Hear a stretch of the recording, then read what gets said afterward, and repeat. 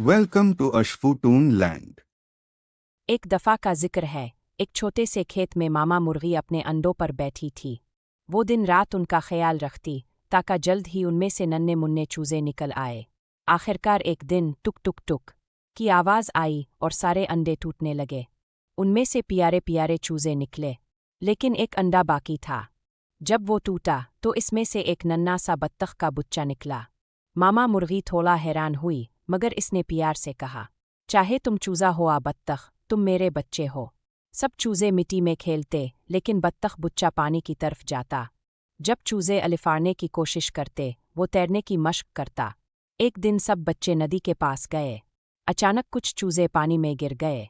सब डर गए, मगर बत्तख बच्चा फौरन पानी में कूदा और सबको एक एक करके बाहर निकाल लाया।